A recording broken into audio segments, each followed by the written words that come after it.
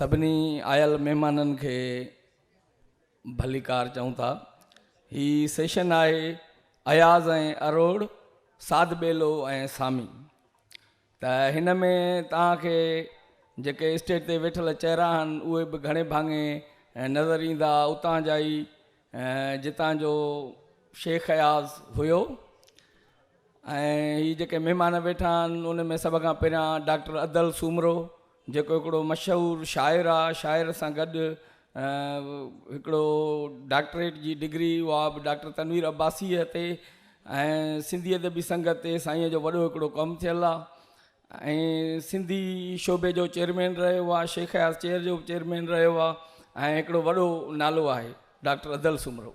ऐं उन सां गॾो गॾु मौजूदु आहे मुल्क जो नामियारो ब्रॉडकास्टर रेडियो पाकिस्तान सां हुनजो तालुक़ु, ऐं मुल्तान खां वठी मुख़्तलिफ़ स्टेशननि जो स्टेशन डायरेक्टर बि रहियो। केतिरा ई जेके आहिनि गीत उहे जेके अॼु सिंध जे हवाउनि में ॿुरनि था उन्हनि जो ख़ालिक़ बि आहे मुख़्तियार मलिक साहब।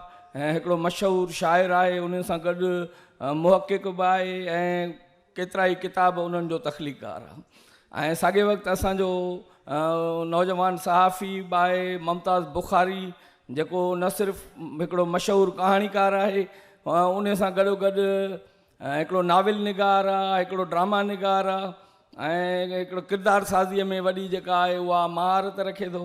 ऐं इन्हनि सभिनी जो तालुक़ु सखर ऐं ख़ैरपुर सां। ऐं अॼु जो जेको शेख अयाज़ जो हिकिड़ो शेर मां तव्हांखे ॿुधाइणु चाहींदुमि, तराइल मिली त अॼु ई मिली वञ, सुभाणे हुजां न हुजां। मिली त अॼु ई मिली वञ, सुभाणे हुजां न हुजां। ख़बर न आहे घणा ॾींहं ज़िंदगी आहे, सुभाणे सिज न निकिरे मतां घटाउनि मां। सुभाणे महक न ईंदी उहा हवाउनि मां, सुभाणे टहक न ईंदा उहे फ़ज़ाउनि मां। अची त राह में राबेल अॼु टिड़ी आहे, मिली त अॼु ई मिली वञ, सुभाणे हुजां न हुजां। सो शेख अयाज़ जो रूह ॼणो त अॼु बि वसे थो। हिकिड़ो देवमालाई शाइर, हिकिड़ो कृष्माती शाइर, जंहिंजे शाइरीअ में पूरी काइनात ॼण त ओतियल हुई। ऐं हुनजो चवणु हो त शाइरी मूं ते ईअं लहंदी आहे जीअं किंजर ऐं मंछुर ते आड़ियूं लहंदियूं आहिनि। त शेख अयाज़ कीअं ॾिठो सखर खे, साध बेले खे, सामीअ सां हुनजो कहिड़ो रिश्तो आहे, इन जे मुतलिक़ महिमाननि सां ॻाल्हाईंदासीं। सभ खां पहिरियां मां डॉक्टर अदल सूमरे साहब खां सवाल इहो कंदुमि त शेख अयाज़ जेको ईअं सम्झो त सखर जो हिकिड़ो देवमालाई सम्झो किरदारु हुयो, जंहिंजो सखर सां हिकिड़ो प्यारु हुयो, त उन खे सां तव्हांजो तमामु घणी माना जेके कचहरियूं रहियूं, तव्हां हुनजे काफ़ी नज़दीक रहियो, ऐं उनजी शाइरीअ में बि उन्हनि घिटियुनि जी, उन मिटीअ जी महक जेका आहे उहा नज़र ईंदी आहे। त तव्हां पंहिंजो तजुर्बो जेको शेख अयाज़ सां रहियो उहो शेयर कयो त जीअं सभिनी खे। महिरबानी। असल में जेको मौज़ू आहे असांखे उन हिसाब सां ॻाल्हाइणो आहे। ऐं जीअं मौज़ू इहो आहे त साध बेलो, सखर, अरोड़, सामी, त इन निस्बत सां ॾिठे त इहे जेके बि आहिनि इहे सोर्स मटीरियल आहिनि शेख अयाज़ जा। ऐं दुनिया में जेका वॾी शाइरी थी आहे, आफ़ाक़ी शाइरी, हमेशह इहा हूंदी आहे त उन में धरतीअ जे ज़रे ज़रे खे उन में समाइबो आहे। उनजो जेको तालुक़ु हूंदो आहे उहो फितरत सां हूंदो आहे। जेसिताईं शाइरी फितरत सां हम आहंग नथी थी सघे त उहो आफ़ाक़ी जो दर्जो वॾो हासिलु नथी करे। जीअं शाह लतीफ़ जी शाइरी आहे, असांखे जॾहिं को पुछंदो आहे त सिंध छा आहे, सिंध जो तारुफ़ छा आहे, त असां चवंदा आहियूं शाह लतीफ़ रिसालो पढ़तो की सिंध जो तारुफ़ जी ख़बर पइजी वेंदी। सिंध जे ज़रे ज़रे खे शाह लतीफ़ पाण में समायो आहे। इन हिसाब सां शेख अयाज़ जी जेका तख़लीक़ी जेको सोर्स मटीरियल आहे उहो सखर मां ई आसपास आहे। सखर जा जेके मंज़र, दरिया, सिंधू दरिया, अरोड़, साध बेलो, इहे सभु इस्तारा जेके आहिनि उन जी शाइरी जो माख़ज़ आहिनि। मोहम्मद इब्राहिम जोए साहब खे 5 अगस्त 1960 वारे ख़त में जेको काका ककुरिया कापड़ी में छपियल आहिनि उन में लिखे थो त कॾहिं तूं अचु सखर त मां तोखे पंहिंजे बेतनि जो पस मंज़र ॾेखारियां, त मुंहिंजे बेतनि जो पस मंज़र किथे आहे। ऐं ॿिए हंधि चवे थो त जेकॾहिं तूं सखर जी गर्मी महसूसु नथो करे सघे त मुंहिंजी शाइरीअ खे कीअं सम्झी सघंदे। जेकॾहिं तोखे मुंहिंजी शाइरी सम्झणी आहे त सखर जी गर्मीअ खे महसूसु कर। साध बेलो उनजे सम्झो उनजो शाइरी जो इस्तारो आहे हिकिड़ो। काकोरिया कापड़ीअ में हिकु हंधि लिखे थो त मां सुतो पियोसि, ओचितो निंड मां जाग थी, मूं ॾिठो आसमान जे आकाश जे मंदर में ॾीआ ॿरी रहिया हुआ, ऐं चंड जेको हुयो उहो पुॼारी वांगुरु हिकिड़े शीतल रूह, पुॼारीअ जो शीतल रूह महसूसु थी रहियो, चंड पुॼारी वांगुरु लॻो। ऐं उन वक़्तु मूंखे आवाज़ु आयो त उथ, हीअ आरतीअ जो वेलो आहे, ऐं वेल खे विञाए न। पोइ मूं जॾहिं ॿाहिरि ॾिठो त मूंखे साध बेलो जुनून में सचल सरमस्त जे वारनि वांगुरु लॻो। ऊंदहि में साध बेलो जुनून में सचल सरमस्त जे वारनि वांगुरु, जीअं सचल सरमस्त जुनून मस्तीअ में केप में अची वञे ऐं नचे, त साध बेले जी तशबीह वारनि सां ॾिनी अथई सचल साईं जी। ऐं अहिड़े नमूने सां अरोड़ जेको आहे मज़ामत जो इस्तारो आहे शेख हयात वटि। अरोड़ सिर्फ़ु राजा ॾहर जे करे न, पर रशीद भटीअ जे करे बि हुन लाइ मोहबत जो हिकिड़ो इस्तारो आहे, मज़ामत जो इस्तारो आहे। हू जॾहिं कालका देवीअ जे मंदर में वञे थो त पोइ पुॼारी जेको आहे हुन पुछे थो त तव्हां केरु आहियो, तव्हांजो धर्म छा आहे? उहो चए थो मां इंसानु आहियां, मां मुस्लमान आहियां, मां यहूदी आहियां, मां ईसाई आहियां, मां आतिश परस्त आहियां, मां कुझु बि न आहियां, मां झूने अरोड़ जी पुराणी मिटी आहियां, अरोड़ जी झूने पुराणी मिटी आहियां, ऐं मदन मस्त आहियां। ऐं मदन मस्त हाणे ॾिसो त उन मदन मस्त जी जेका मिथ चई सघिजे, ॾंद कथा या हक़ीक़त आहे त राणी लाॾी जॾहिं पंहिंजे देश जी मज़ामत बचाव कंदे विड़ी त उनजो रतु जिते किरियो उन मां मदन मस्त जा ॿूटा फूटा। ऐं इहा रवायत आहे त अरोड़ में अॼु बि औरतूं जॾहिं उनजी शादी थींदी आहे त सुहाग राति मदन मस्त जा ॿूटा सेरांदीअ खां रखी सुम्हंदियूं आहिनि। त मदन मस्त उहो बि शेख हयात जी शाइरी जी अलामत आहे। अरोड़ भटी तुंहिंजे टहक में अरोड़ जो ॾहका, रशीद भटी जेको अरोड़ जो हुयो उहो बि अरोड़ जो। भटी तुंहिंजे टहक में अरोड़ जो ॾहका, चुप कई ॾहकार, चुप कई कीअं यार केॾी माठ अची वई। त रशीद भटीअ सां जेका हुनजी निस्बत हुई, हुनजी मोहबत उहो तमामु घणी वेझी। ऐं शेख हयात जॾहिं हुनजे मरते ते उचगारूं ॾेई रुनो, ऐं पोइ हुन बैद में ॻाल्हायो हुयो त मां ज़िंदगीअ में 2 दफ़ा उजगारूं ॾेई रुनो आहियां, हिकिड़ो पंहिंजी माउ जी वफ़ात ते, ॿियो रशीद भटीअ जे। त अरोड़, साध बेलो ऐं सामी त हुनजो ॻोठाई हो। सामी हाथी दर अॼु बि तोसां हुरे जीअ, अॼु बि हुरे जीअ में, हुनजी यादि सां ॻाल्हि, तुंहिंजो मुंहिंजो घर परे न आहे पंधे, हुनजो पाड़ेसरी हाथी दर जे भरिसां। त उन सां उनजी हिकिड़ी दोस्तीअ वारी हू निस्बत ॼाणाए थो, पर फ़िक्री तरह हुन सां इख़्तिलाफ़ु रखे थो पियो। अच्छा, सामी माया आहे जे पंहिंजी कविता, पोछा आहे गीता, उनजे लाइ छा थो चवीं? त जेको माया जी फ़िलासफ़ी आहे या जेका अवैधता या उन सां हुन इख़्तिलाफ़ु कयो आहे, या अहिंसा जी जेका फ़िलासफ़ी आहे, उहो चए थो छॾिबो कॾहिं की न की जीअण लाइ झेड़ो, सामी घर भेड़ो थींदासीं झेड़ो कंदे। त उहो मज़ामत जो शौर बि ॾसे थो पियो। वरी गुफ़्तगू इन ते जारी रखूं था। हाणे मुख़्तियार मलिक साहिबु, जीअं त शाह सचल सामी हिकिड़ी त्रिमूर्ति, जंहिंमां ईअं सम्झो वेंदो आहे त ॼणो सामीअ जी जेको उहो मक़ाम या उहो हैसियत या उहा जेका लेवल आहे उहा सिंध में कॾहिं तस्लीम न कई वई आहे।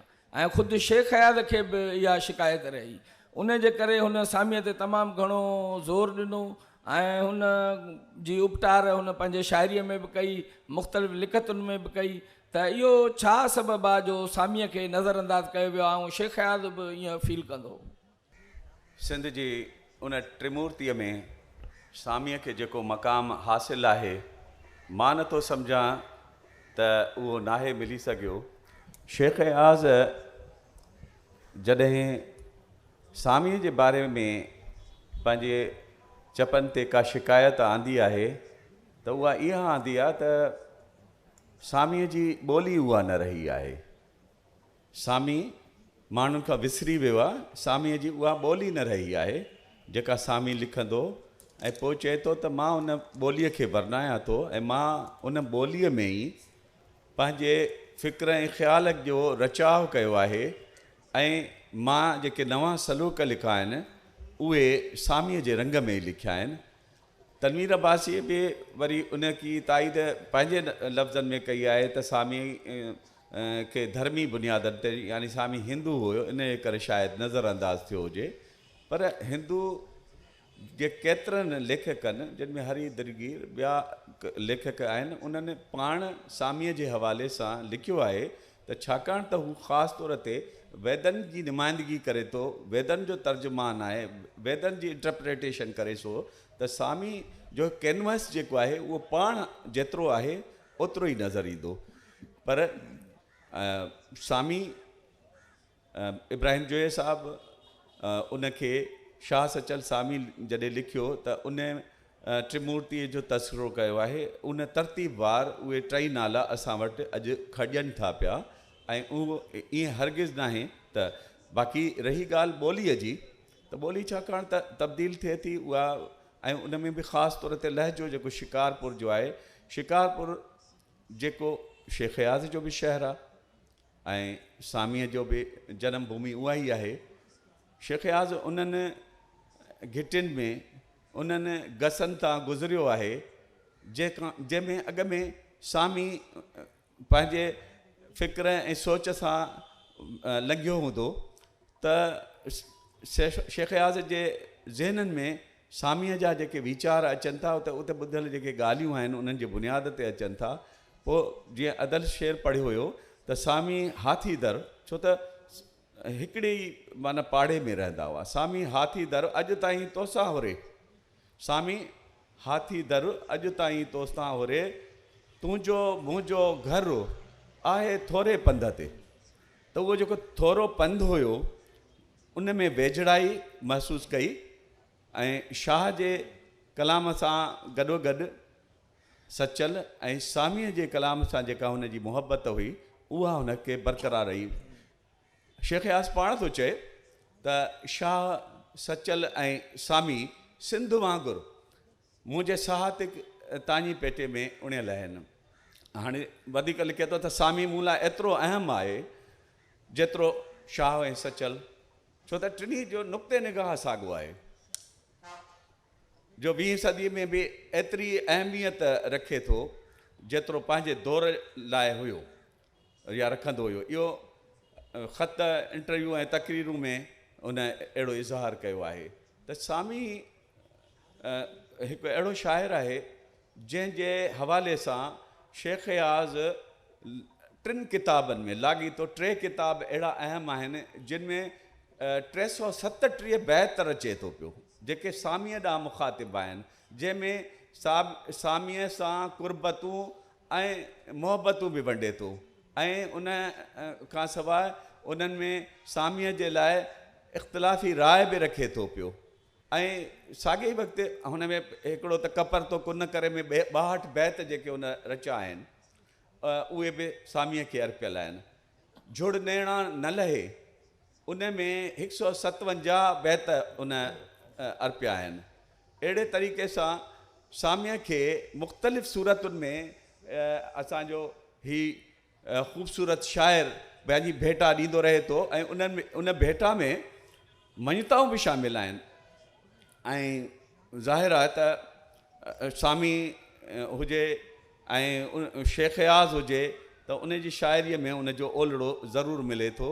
सामीअ सां काफ़ी हुजतूं कंदे काफ़ी ॻाल्हियूं हुन मुख़्तलिफ़ ख़ासि तौर ते ख़त इंटरव्यूज़ ऐं तक़रीरूं में पहिरें ऐं ॿिए वाल्यूम में सामीअ बाबति तमामु घणो उन्हनि वीचारनि खे वंडियो आहे, जंहिंमें चयो अथऊं त तसवुफ़ जो जेको वेदांत जो जेको तसवुर आहे उन खां मां भॼण जी कोशिशि थो कयां।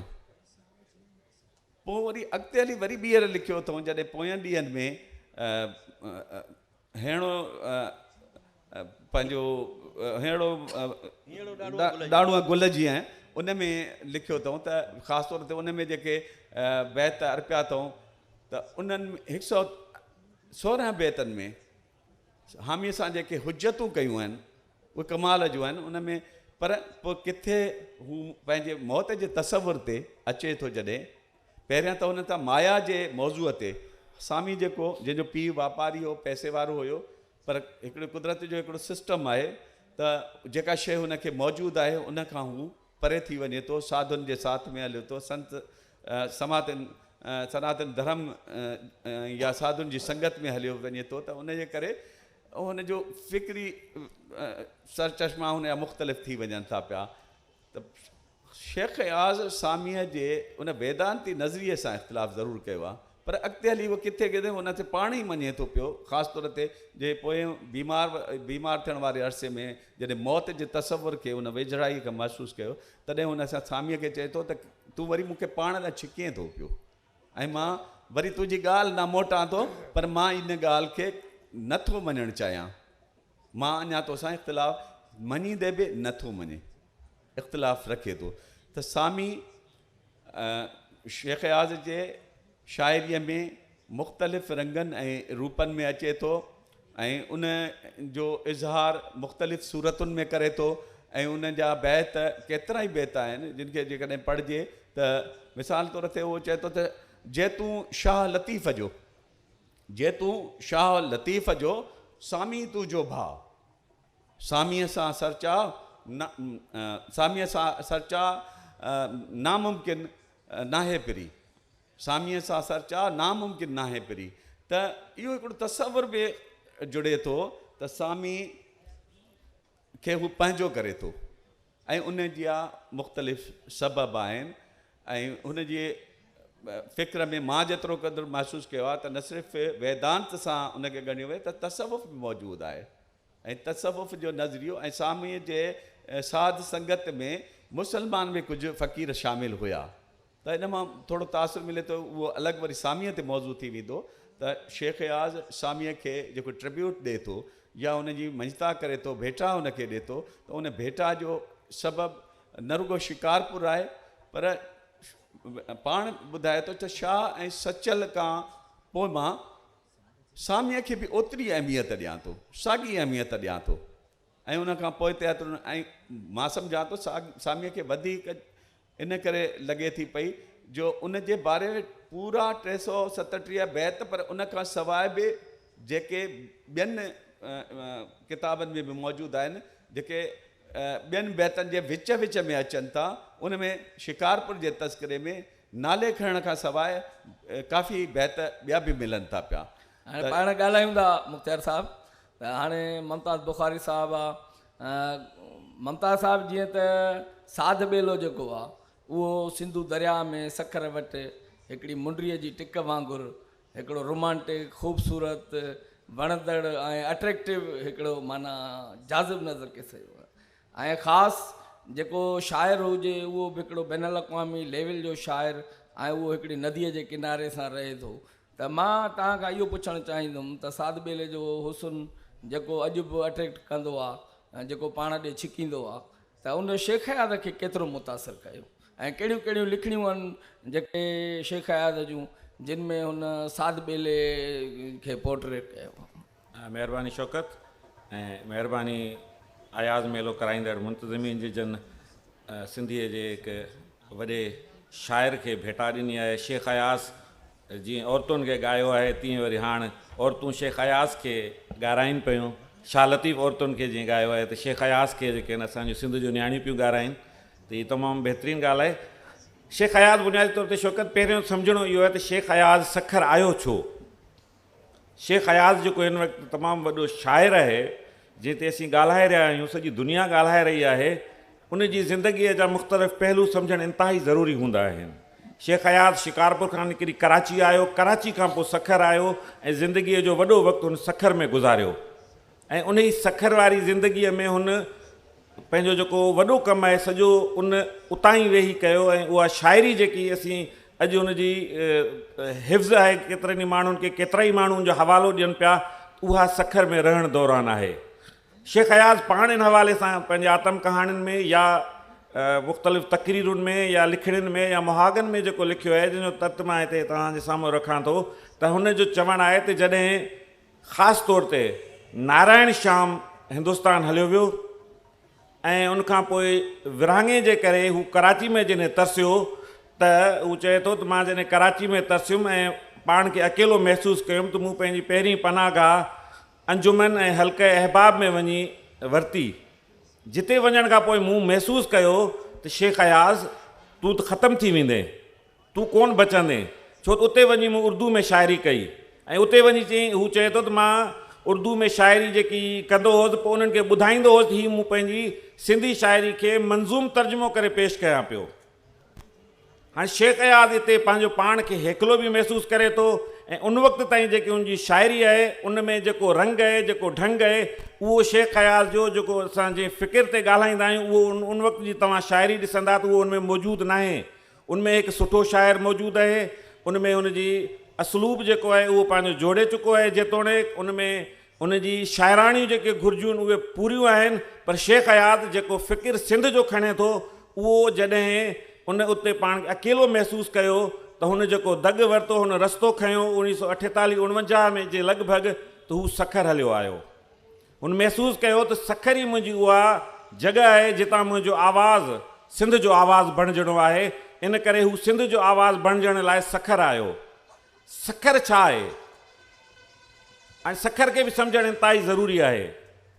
सखर सिंधू नदीअ जे किनारे ते उहो पहाड़नि जे विच मां, जितां सिंधू नदी पहाड़नि जे विच मां गजंदी ऐं गूंजंदी गुज़रंदड़ आहे, उन किनारे अचण ते शेख अयाज़ जो सबबु बि उहो रूहानी उनजी छिक हुई त मुंहिंजो आवाज़ बि ईअं ई इन नदीअ जे तेज़ वोकरनि वांगुरु गुज़रणो आहे, सॼी सिंध में फैलिजणो आहे। सो शेख अयाज़ सखर में अची रहियो।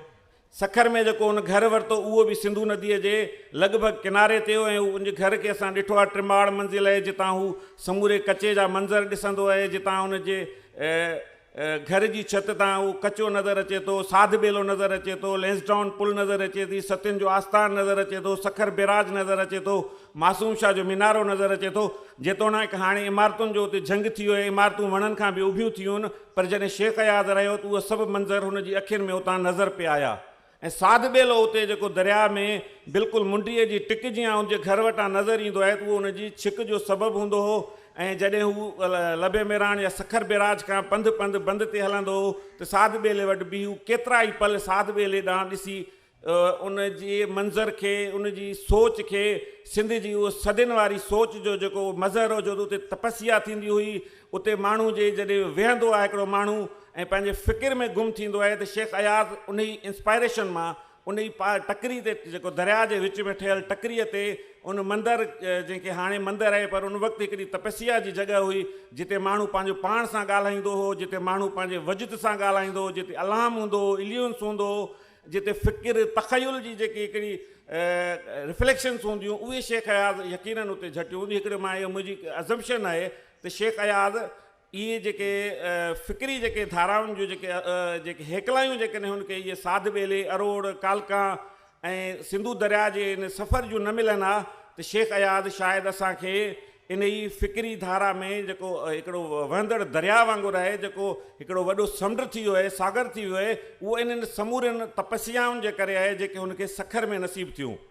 इन खां पोइ ॿियो जेको हुनजो हवालो आहे शेख अयाज़ जो, जंहिंमें मूंखे लॻंदो आहे त शेख अयाज़ को नाविल लिखण ते चाहियो, जेको अरोड़ जे मुतलिक़ हुनजो आहे, जेको साईं अदल सुमरे बि ॿुधायो त मदन जो करेक्टर आहे, या राजा पंहिंजो ॾाहिर जी घरवारी जो जंहिंमें ज़िक्र आहे, जंहिंजे जंग विढ़ण जा जेके हुन मंज़र कया आहिनि, मूं वटि उहे आख़िरी ॿिए सेशन में तव्हांखे उहो ॿुधाईंदो, जेकी तव्हां उहे ॾिसंदा त पूरो पूरो लॻे थो त हू को नाविल घड़े रहियो हो, जेको बाद में हुन पंहिंजे ख़तनि में या पंहिंजे जेके नसरी टुकड़ा आहिनि उनमें उनखे शामिलु करे छॾियो, या पंहिंजे उन नसरी नज़मनि में उनखे मुंतक़िल करे छॾियो, या नज़मनि में करे छॾियो। ऐं इन हवाले सां मूंखे साईं मुनस अयाज़ बि हिकु भेरो ॿुधायो, या कंहिं खां ॿिए खां पुछियो त उन पंहिंजी डायरी ते कुझु चैप्टर बि लिखणु शुरू कया हुआ नाविल जा। हाणे उहो ख़बर न आहे उनजो नाविल जो उहो मौज़ू छा हो, पर हीअ जेके कुझु लिखणियूं अरोड़ जे हवाले सां जेके मां तव्हांजे ॿिए हिन हिसे में ॿुधाईंदुसि, उहे लॻभॻि शेख अयाज़ जे जेके इन समूरे फ़िकिर जो जेको मोहरिक आहिनि उहे उन में कन्वर्ट पे करणु चाहियूं। मंदा पाण वरी अचूं था उन जेके तव्हां जूं रहियल ॻाल्हियूं आहिनि। हाणे डॉक्टर अदल सुमरो साहिबु, साईं हाणे इहो मां तव्हां खां पुछंदुमि त अरोड़ जो जेको माॻु आहे, इहो हिकिड़ो त दुनिया जो इब्तिदाई जॾहिं समुंड माना हेठि छिकजणु शुरू थियो त इहे पहाड़ियूं पिलियोलिथिक इहो दौर जिथे पथर साज़ीअ जूं फैक्ट्रियूं, उन खां पोइ कालका देवीअ जो मंदरु, उन खां पोइ जेको आहे अरोड़ जो क़िलो ऐं मुख़्तलिफ़ जेको नींहुं टकर ख़ुदि तव्हां उते ॾिठो आहे त पहाड़ुनि खे हिकिड़ो पंहिंजी हुस्नाकी आहे, पंहिंजी ख़ूबसूरती आहे ऐं हिकिड़ी पंहिंजो रोमांस आहे उन्हनि जबलनि खे। त तव्हां छा था सम्झो त शेख अयाज़ अरोड़ खे कहिड़े तरीक़े सां मंज़र निगारी ॾिनी, अरोड़ ते कीअं लिखियो ऐं अरोड़ सां हुनजी छा मुहबत हुई। ऐं जीअं मुमताज़ बुखारीअ ॿुधायो त ख़ुदि राजा डायर जी घरवारीअ खे हुन हिकिड़े नावेल जी शेप में ऐं मुख़्तलिफ़ वाक़िअनि जी चिटसाली पे कई, त इन जे बारे में तव्हां। असल में असांखे हीअ जेका निश्चितता आहे या इहे माग मकान आहिनि, लाज़मी आहे उन्हनि जी हिकिड़ी तारीख़ आहे, उनजी आर्कालॉजिकल हिस्ट्री बि आहे। असांखे बुनियादी ॻाल्हि आहे त जेका फ़िक्री अटैचमेंट आहे इन्हनि माग मकाननि जे हवाले सां शेख अयाज़ जी शाइरी में, उन ते असांखे ॻाल्हाइणो आहे ऐं लाज़मी आहे उनजो पस मंज़र बि थोरो बयानु करिणो पए थो पियो। पर बुनियादी ॻाल्हि जीअं मूं अॻु में बि चयो त शेख अयाज़ अरोड़ खे मज़ामती इस्तारे तौरु इस्तेमालु कयो आहे। हुन में जेके लाॾी जो कैरेक्टर आहे या राजा ॾाहिर जो कैरेक्टर आहे, त पंहिंजे देश जी, पंहिंजे वतन जी आबरूअ लाइ, हुनजी हिफ़ाज़त लाइ हुन विढ़ंदे शहीद थी आहे। ऐं लाॾी जे रत मां मदन मस्त फुटी पैदा थियो ऐं मदन मस्त खे हुन ॻायो आहे। अहिड़े नमूने सां साध बेले जो जीअं, छाकाणि त ॻाल्हियूं एतिरियूं वॾियूं आहिनि जो मिसाल साध बेले ॿिनि पहाड़नि ते ठहियलु आहे ऐं वेदनि में ज़िक्र आहे साध बेले जो, ऐं बनखंडी महराज वेदनि में इन साध बेले जी पहाड़नि जो पढ़ी करे उनजी ॻोल्हा में आयो, जो हिंदुस्तान खां पोइ नेपाल वियो, नेपाल खां पोइ 1853 में साध बेले में हिते अची रहियो। त साध बेलो जीअं मुमताज़ बि ॻाल्हि कई त मूं त अट्रैक्ट करे थो त फितरत, शाइर जी फितरत सां हमआहंगी जेसि ताईं शाइरी जी नथी थिए त उहो वॾो दर्जो नथी माणे सघे। उतां जा पखी, उन जा वण, उनजी धरती, मिटीअ जो ज़रो ज़रो, त साध बेलो जेको जिते दरिया वहे थो पियो, शेख अयाज़ रोज़ु सुबुह जो सिंधूअ जे साम्हूं वञी वेहंदो हुयो, साध बेले खे ॾिसंदो हुयो ऐं उहा वहंदड़ नदी, उतां जा पखी, उहे हुनखे इंस्पायर कंदा हुआ। साध बेले जे साम्हूं सिंधूअ खे ॾिसी हुनजे चहिरे ते मुर्कुनि जा गुल थिए टिड़िया। वाह वाह। पखियुनि सां बि हुनखे घणो प्यारो, वणनि सां बि भाकुर भरे हू मिलियो, वणनि खे भाकुर पाईंदो, पखियुनि सां प्यारु कंदो, उनखे इन सां फितरत सां हुनजी जेका हमआहंगी हुई शाइर जी, उहा हिकिड़ी उहा ई जेके शइ वॾो दर्जो जेको पोइट्रीअ में ॾिए थो पियो उहो ई आहे। असां इन हवाले सां हू अलामतूं हुननि इस्तेमालु कयूं। फितरत जी सूंहं जी जेका सिंधू दरिया, जीअं त असां चयो तारीख़ जे हवाले सां सखर अहिड़ो शहरु आहे जिते सिंधू वधि खां वधि जंहिं शहर जे वेझो वहे त उहो सखर ई आहे। सॼे पाकिस्तान में को बि अहिड़ो शहरु कोन्हे को, बदर अबड़े ऐं अनवर वारनि जेका आहे एक्सकेवेशन कई सिंधू जी नदीअ जी, त उन में हुन लिखियो आहे त हिन जहिड़ो को बि शहरु कोन्हे जेको सिंधूअ जे एतिरो ई किनारे ते हुजे। जीअं लबे मराण जी असां चवंदासीं सिंधू जा चप आहिनि, जेको बाग़ आहे जेको सिंधू जा चप आहिनि, त किनारे ते जेको इहो सोर्स ऑफ इंस्पायरेशन थिए थो पियो। ऐं सामीअ सां बि ईअं ई आहे त फ़िक्री हुन सां, जीअं सामीअ सां सर्चा मुमकिन आहे, जीअं मुख़्तार वेद पढ़ियो त जे तूं शाह लतीफ़ जो सामी मुंहिंजो, सामी तुंहिंजो भाउ, सामीअ सां सर्चा नामुमकिन आहे। पहिरीं सर्चा करे सघे थो, पर फ़िक्री तरह जेको त्याग जो फ़लसफ़ो आहे या जेको अहिंसा जो फ़लसफ़ो आहे, शेख अयाज़ हुन सां इतफ़ाक़ न कयो आहे। उहो चएसि थो त सामी कॾहिं कच्छ ते खणी जे पोटीअ खे खणी जेकॾहिं कच्छ ते वेहे, सामी कॾहिं कच्छ ते खणी जे पोटी, वरी न मोटी करी ॻाल्हि त्याग जी। वाह वाह। त्याग जी ॻाल्हि पोइ न करे, जेकॾहिं तूं कॾहिं ज़िंदगी में पोटी ज़िंदगीअ सां जेकॾहिं तुंहिंजी मनस आहे या अहिड़े मथां जेको अहिंसा जी मूं अॻु में ॻाल्हि कई त हू त मुंहिंजो चंड आहे, कीअं थींदी माया। वाह वाह। हूअ त मुंहिंजो चंड आहे, कीअं थींदी माया, सामी अजाया आहिनि तुंहिंजा विसुसा।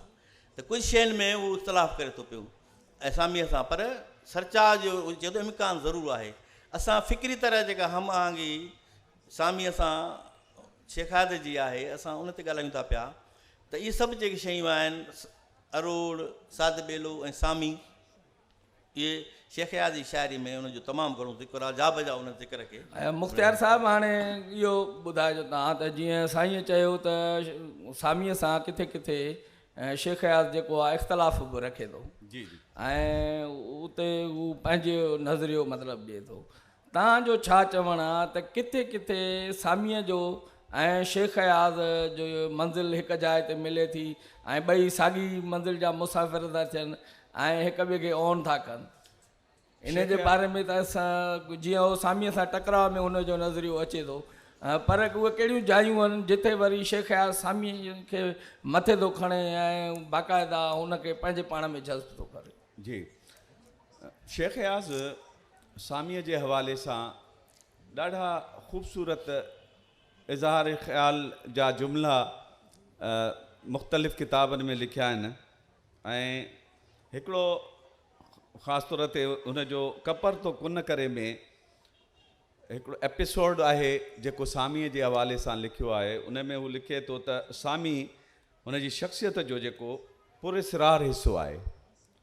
चए थो त जॾहिं बि माहौल खां ॾाढो थी वेंदो आहे त मां सामीअ खां साम घुरंदो आहियां वाह वाह। ऐं हू मुंहिंजो सामीअ सां सदाईं जहिड़ो हूंदो आहे ऐं मां हुनजे वेदांत खां लहिराईंदो आहियां। जीअं मूं अॻु में बि कयो ज़िक्र त अॼु जॾहिं मां मौत जे मुंहं में पहुची चुको आहियां त सामी वरी मूंखे पनाह जो पांद अचे थो। छा मां हुनजे वेदांत मां जान छॾाए सघंदुसि? मां अकेलो बेभो मौत जे अखियुनि में घूरे सघंदुसि या वरी लिखे थो त हू केॾा माना सिधो छलांग ॾेई छोलनि जे भाकुर में मां हुन वांगुरु वञी नथो सघां। अॼु सामी मुंहिंजो साम्हूं जो पोयों जहिड़ो आहे। या त मां हमेशह जे लाइ हुनजी आण मञींदुसि या हुनखे पाण मां तड़े कढंदुसि। ऐं पर छा असां ॿई ठही नथा सघूं? जॾहिं उहा ई ॻाल्हि उहा साॻी त सरचाव सामीअ सां सरचाव नामुमकिन नाहे पहिरीं त छा असां मतभेद आहे? छा वेदांती ऐं नास्तिक जो नेठो न आहे? हाणे हिते जेको ठाव आहे या सरचाव आहे उहो मुंहिंजे ख़्याल में त हुनजे धर्मी फ़र्क़ु ऐं फ़िक्र जो बि आहे ऐं वेदांत जे लाइ बि ऐं साॻे वक़्तु तसवुफ़ जे लाइ बि शेख आज़ जी वेझड़ाईअ सां अहिड़ी नास्तिक सां वेझो हुजण वारी राय ॿिए हंधि बि मिले थी पई। त हाणे उहो हुनजी धर्मी हैसियत खे क़बूल करण जी ॻाल्हि शायदि चए थो त जेके असांखे मतभेद आहे हिक ॿिए में हिंदू या मुस्लिम जो त असांजो सरचाव मुमकिन आहे, नामुमकिन न आहे। त सामी जे वेदांती नज़रिए सां इख़्तिलाफ़ रखण जे बावजूदि बि सामीअ जे फ़िक्र सां केतिरे काफ़ी हद ताईं हमाहंगी जेका आहे उनजो इज़हार उनजे उन्हनि 337 बैतनि में सिधी तरह आहे जेके 3 वॾनि किताबनि में उनजे मुख्य किताबनि में आहिनि जेके लॻभॻि 86 खां 90 ताईं जेके छपिया आहिनि उन्हनि में उनजो तमामु घणो तस्करो मिले थो पियो। हाणे ममता साहिबु इहो ॿुधाइजो जीअं त अरोड़ जेको आहे इहो पुराणो सिंधूअ जो जेको वाकिरो हो उहो बि अरोड़ खां जेको आहे गुज़रंदो ऐं पंहिंजो हिकिड़ो मामूई फ़क़ीरनि जी पेशन गोईनि वारा बैत आहिनि उन में हिकिड़ो बैत आहे त हाक बंदो हाकड़ो भॼंदी बंदि अरोड़ बेह मच्छी ऐं लोड़ समय वेंदा सुखड़ी। त शेख याद जेको आहे इनखे जीअं चवंदा आहिनि त हाकड़ो सरस्वतीअ जो ॿियो नालो आहे मतिलबु त इहो ई ऐं उतां छा इहो सिंधु दरिया जो वाकिरो हाकड़ो या वरी सरस्वती नदी हुई या वरी शेख याद ख़ुदि हिन अरोड़ खे कहिड़े तरीक़े सां मंज़रकशी कई आहे, कहिड़ी शाइरी कई अथई, कहिड़ी जेका आहे कहिड़नि कहिड़नि किताबनि में हुनजी जेका आहे उहा चिटसा लिखी। शौकत ही इंतिहाई अहिड़ो मौज़ू आहे जंहिं ते पाण तमामु घणो ॻाल्हाए सघूं था पर मां कोशिशि करे उनखे घटि वक़्त में पूरो करण जी कोशिशि कयां थो त अरोड़ सिंध जी जेकी ज़िंदगी आहे पथर वारे दौर जी ज़िंदगी जो पहिरियों ओञाण जेके हाणे ताईं तहक़ीक़ कयो छो त जंहिं नमूने ही अलगोरिथम कमु करे पियो मूंखे लॻे थो त असां वटि अञा घणियूं शयूं जेके आहिनि उहे डिस्क्लोज़ थींदियूं ऐं सिंध मुतलिक़ जीअं शेख अयाज़ चयो आहे त उनजे हर जेको आहे सिर जे हेठां तारीख़ आहे ईअं असांजी तमामु घणी सिंध जी तारीख़ ऐं एक्सप्लोरेशन उहा ईंदी ऐं वक़्तु ॾिसंदो त हीउ ख़ितो केतिरो वॾो अहम रहियो आहे। त हीउ जेको सॼो जंहिंजो तव्हां ज़िक्र कयो त हाकड़ो या सरस्वती उनखे ॿीहर चवंदा आहिनि इहो जोग्राफिकल हिकिड़ो हिन जो मामिलो आहे पर जोग्राफी खे असां अॼु जे दौर में जेके दुनिया जा वॾा शाइर आहिनि उन्हनि जे फ़िक्र खे ॾिसूं था त उहे पंहिंजी शाइरी में पंहिंजी धरतीअ जी जोग्राफिकल हालतुनि बॉटनिकल हालतुनि ऐं उनखां सवाइ उनजे जेके ज़रई मुआशिरो आहे त ज़रई जेकॾहिं शहरी मुआशिरो आहे त उनजी शहरी ज़िंदगीअ जे सिविक जेके आहिनि मामलनि खे पाण सां जेसि ताईं नथो खणे त उहो दुनिया जो कॾहिं बि वॾो शाइर नथो थी सघे। शाह अब्दुल लतीफ़ खे बि असीं ॾिसूं था त हुन जेको सफ़रु कयो हुन जेको हलियो जंहिंजे करे शाह लतीफ़ सामी ऐं सचल जी भेट में हिकु निर्वार तौरु बीठो आहे। छो त सामी ऐं सचल सरमस खे ॾिसूं था त हुननि जो सफ़रु एॾो अणांगो नाहे थियलु जेतिरो शाह लतीफ़ जो थियलु आहे ऐं शाह लतीफ़ जे आख़िरी ॾींहंनि में सामी ऐं सचल सरमस्त खे इहा ख़ुशनसीबी थी त उन्हनि खे जेको आहे हिकिड़ो पंहिंजो अहिड़ो मोहरिक उन्हनि जे पुठियां मौजूदु हो जो हू अॻिते वधी सघिया। शेख अयाज़ जे वक़्त में असीं जॾहिं ॾिसूं था त उन खां अॻु में 200-250 साल अॻु में शाह लतीफ़ जेको आहे उहो गुज़ारे चुको आहे, सचल सरमस्त 150 साल खनि अॻु गुज़ारे चुको आहे, सामी जेको आहे उन खां सवास मुनी सदी जेको आहे अॻु में उन खां गुज़ारे चुको आहे। त जंहिं दौर में सचल सरमस्त पैदा थिए थो उन वक़्तु सिंधी मुआशिरो हिकिड़ी ॿियनि डायमेंशन्स में हो। अंग्रेज़ जेको राज हो उन जो हिकिड़ा डायमेंशन हुआ, सिंधी सोसाइटी जो हिकिड़ो नए तरीक़े सां इमर्ज थिए पई, पर उहा वापारी हल्के में थिए पई, पर उहा इंडस्ट्रियल हुन में न पई थिए। या ख़ुदि अंग्रेज़नि सिंधी समाज खे सिर्फ़ु वापार ताईं महदूद रखण जी कोशिशि कई ऐं सनतुनि जो जेको मामिलो उहो न आंदो। पर शेख अयाज़ इन जी समूरी विथी मां ज़ोरी पेर छिनाए करे उन शाइरी ॾांहुं वधियो, उन तरफ़ मुआशिरे खे वधाइणु चाहियईं जंहिं तरफ़ माण्हुनि में इनकलाबी ऐं तब्दीली जी सोच ईंदी आहे। त शेख अयाज़ जो जेको सखर वारो जेको मां दौरु ॿुधायां पियो त उहो उन ई समूरे मोहरक जो हिसो आहे। ऐं अरोड़ हुन लाइ हिकिड़ी तमामु वॾी इंस्पायरेशन रहियो आहे, इंस्पायरेशन इन सेंस में रहियो आहे त हुन जे अरोड़ जो जेको मज़ाहिमती हिसो आहे उहो हुनखे तमामु घणो दिलि वटां रूह वटां उनखे इंस्पायर कंदो रहियो आहे। साध ॿेलो हुनखे अहिंसा ऐं हुनजी हिकिड़ी फितरत जे नज़ारे ऐं फितरत जी सूंहं तौरु हुनखे इंस्पायर कंदो रहियो आहे।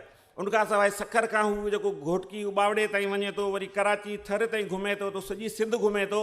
त शाह लतीफ़ वांगुरु शेख अयाज़ बि सिंध घुमे थो, जंहिं करे अकेले इन सॼे पीरियड में उन जे वक़्त में को ॿियो वॾो एॾो असांखे इन बराबरि जो शाइर नज़र नथो अचे त शेख अयाज़ निकिरी थो अचे।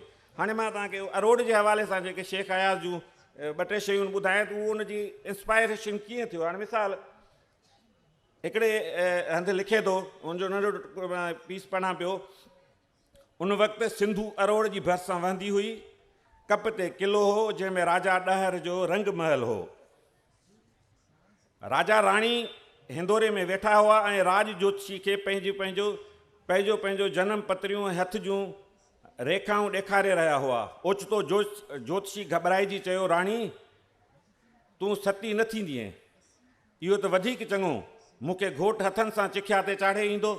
न, ईअं बि न थींदो, तुंहिंजो घोट तोखां अॻे मरंदो, पर पोइ बि तूं सती न थींदीअं।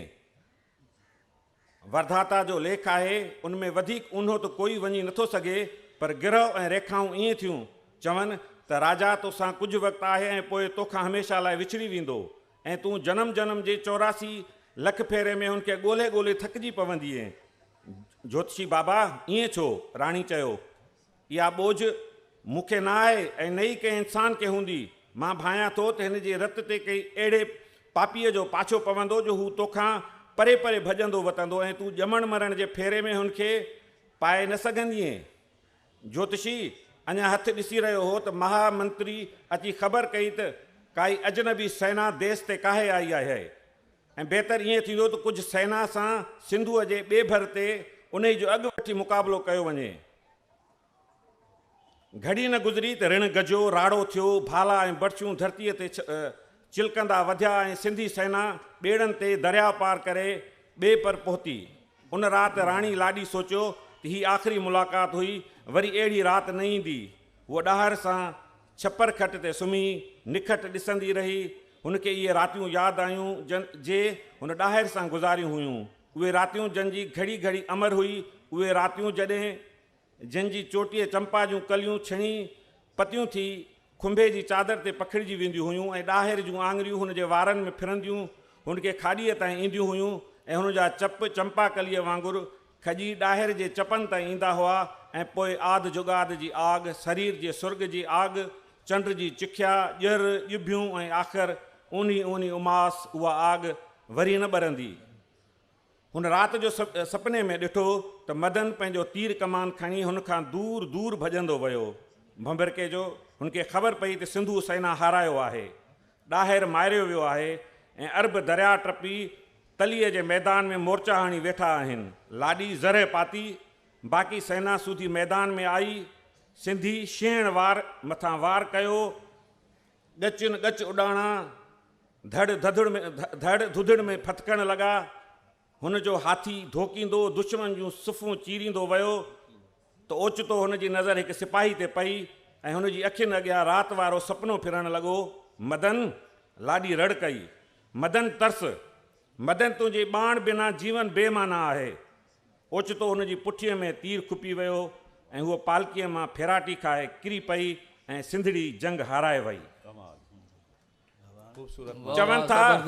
चवनि था त जिते लाॾी जे रत किरी हुई उते पहिरियों भेरो मदन मस्त बूटा उभरिया हुआ ऐं उन वक़्त खां अरोड़ में रस्म आहे त सिंधी कुंवारियूं परणिए राति उहे बूटा सेरांदी खां रखी सुम्हंदियूं आहिनि।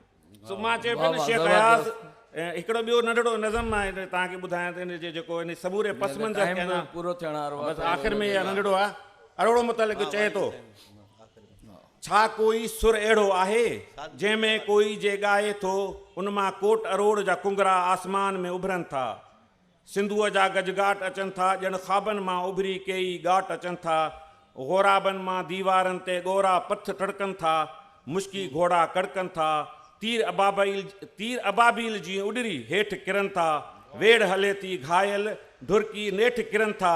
मेंदीअ रतड़ा पेर खणी को बुर्ज मथां वाझाए थो, कारा कजरा नेण खणी को दूर उफ़क़ खे घाए थो। जन में कोट अरोड़ जा कुंगरा आसमान में उभरनि था, हा अहिड़ो सुर मुंहिंजो आहे। सो ही शेख अयाज़ मूं पे चयो त ॼण नाविल पियो लिखणु चाहे। शेख अयाज़ जे मुतलिक़ जेको मुमताज़ बुखारीअ वरी हुनजे इम्कानी नाविल जा टुकड़ा पेश कया ऐं जीअं त वक़्तु असांजो जेको आहे पूरो थी रहियो आहे। साईं अदल सुमरो थोरो तव्हां सादबेले जे बारे में ॿुधाइणु पिया चाहियो, तव्हांखे का ॻाल्हि यादि आई?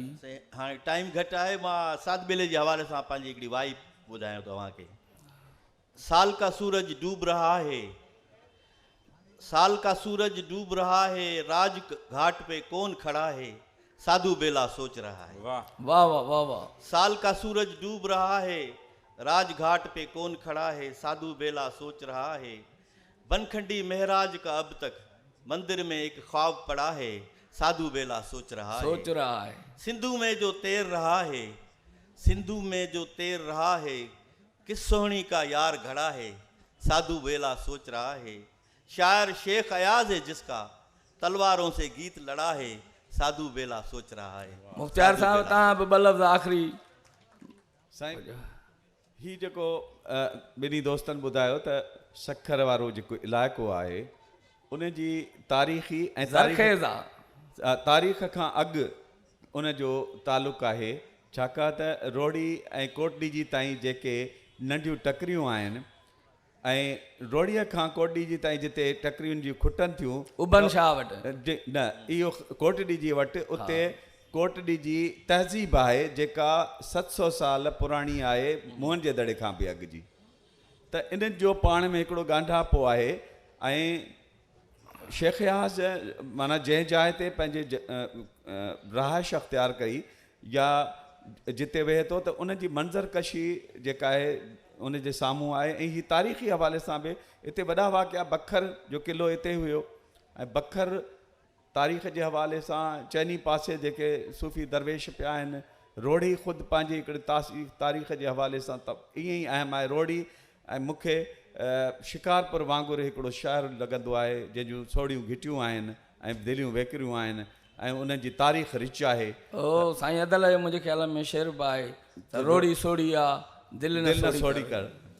हा जीअं त हे असांजे जेको सेशन आहे हा उन जो टाइम पूरो थियो आहे। हिकिड़ो शेख अयाज़ जो शेर जेको हुन सिंधु दरिया जे किनारे ते वेही लिखियो ऐं जेको जमल चंड जेको आहे नदीअ में कंहिं ख़ूबसूरत महबूबा जे चहिरे वांगुरु छलका ॾेई रहियो हो। चंड जे कढ न पओ चंड न कंहिंजो थींदो, चंड जे कढ न पओ चंड न कंहिंजो थींदो, गुल न पटिजांइ पिरी छॾ पियो ख़ुशबू ॾींदो, कोड़कियूं अॾु न छॾे ॾींस तितिर ॿोलींदो, केरु ॼाणे त अॻियां छा आहे अॻियां छा ईंदो, मुकना जे न पुछी पार त बहितर थींदो, को मुसाफ़िर न करी यार त बहितर थींदो, चंड जे कढ न पओ चंड न कंहिंजो थींदो। तव्हां सभिनी जी महिरबानी। हीउ सेशन असांजो जंहिंमें मुख्तियार मलिक साहब, डॉक्टर अदल सुमरो साहब ऐं मुमताज़ बुखारी साहब ऐं उन सां गॾोगॾु शौकत मुनारी, अमां सभिनी खां इजाज़त सां वठां। Thank U.